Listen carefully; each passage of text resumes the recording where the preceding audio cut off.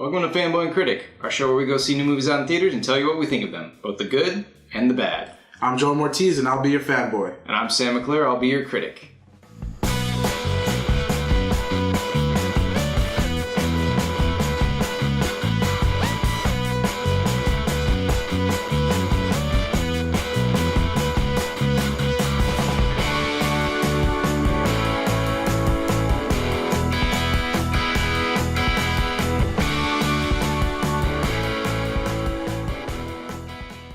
This week of Fanboy and Critic, we got to watch the movie Logan, directed by James Mangold, starring Hugh Jackman, Patrick Stewart, and Boyd Holbrook.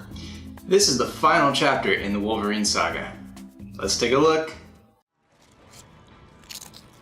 Hello? You know you gotta pay for that, right? Hey, come on.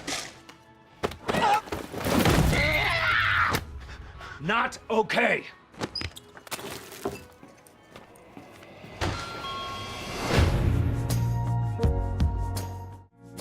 Be careful. I need the girl. What girl? Go get her.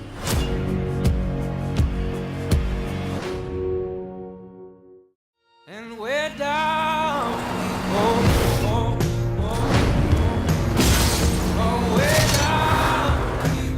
She's like you. Very much like you.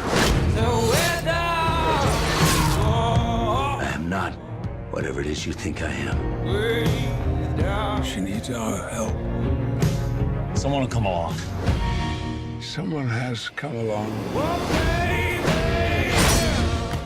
Fanboy, I know the X-Men are like some of your favorite movies out of all the superhero movies. So what's your favorite part about this one and your least favorite? My favorite part was how they did and portrayed Logan, or Wolverine as you can say. I think they did a terrific job, and they finally showed he wasn't invincible type of person that he is. They showed that he can get weak and he can get hurt. And what about you? What was your least favorite part? My least favorite part was like the pacing, the structure of the movie. It ended up being, I think it felt like 2.5 hours long, maybe 2:45. It felt longer than it should have. Yeah, but they kind of dragged. It takes about 45 minutes for them to actually get into what the story is. There's a lot at the beginning that they can just compress into like 1 or 2 scenes. It would be quicker, done better, and then that middle section, which was really long and not unnecessarily so, like they did that part right, but with the beginning being so long, the middle was also very long, and the end was super short. The third act was super short. The pacing was really off for me.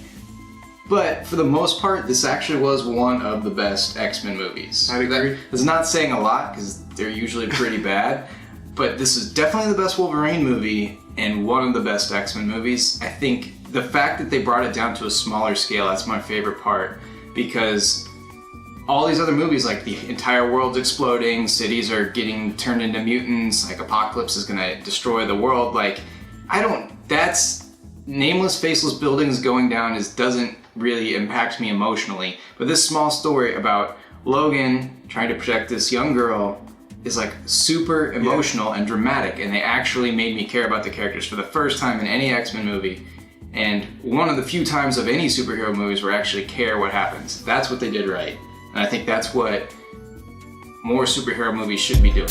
You have one chance to convince the audience at home to go see this movie. Go.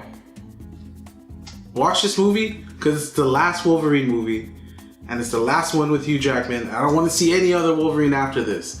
It was a great movie. The way they filmed it, the storyline, it didn't even feel like a superhero movie. It was a more personal story with just you, Logan, and another character like Professor X. Just go watch it. It was a great movie. I loved it.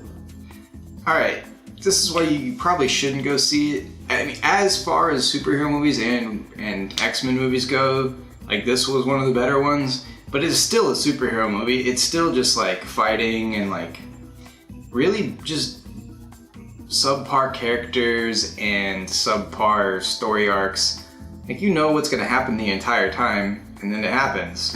And that's really that's really the least interesting thing that could happen in a movie, is just knowing exactly what's gonna happen the entire time and not being super invested in the characters. Like, more so than the other superhero movies, I'm invested in these characters, but far less so than any normal dramatic movie. So it doesn't quite hit that mark. Alright, on our scale from love to anger, Where did the fanboy land this time? I'm gonna say I loved it. You just loved it? No, I loved it. I mean, the way I felt about this movie, it wasn't like any other superhero one. I wasn't hyped when I got out. I kind of felt sad that it was going to be the last one. The way they filmed it and the story they had going on for him and how he... I mean, it just really got me going. It was heartfelt. I was sad. I wanted to cry at the end of this. It was a really good movie. You should just go watch it. I actually did cry a little bit because when the little girl was crying, she did such a good job. That little girl actress did a really good job crying about a very sad point in the movie, and I was tearing up. Like she was portraying that emotion so well that I felt it. Yeah, and it's really hard to find young actors and actresses around that age. Sorry, totally ruined your shit. That I really. But if I was gonna rate this, as far as superhero movies go, it was pretty good. So I'm actually gonna give it a like. Like if you're gonna go see a superhero movie, one of the big blockbuster Made it on ones, the like side. I'm gonna be at like. If you compare it to something, you know, like Captain Fantastic of last year, then this is not anywhere near as good. But compared to other superhero movies, it's relative. It's a Compared like. to the other X-Men, it's definitely better. Yeah, the other X-Men And the other movies, Wolverine movies. and most of the Marvel movies, I don't find particularly interesting, intriguing. Most of them. Except for Doctor Strange. That was a good one. Doctor Strange was good. Original Iron Man was good. Avengers 1 and Avengers 2 was okay. So you liked it. I liked it. It's another like from the... I know, it's been a string of decent movies lately. Alright, fanboys, I just want to thank you all for watching. Make sure you like, subscribe, and comment below. Tell me what you thought about the movie and our review. Next week, we go see Kong Skull Island. This felt like it was the right thing to do.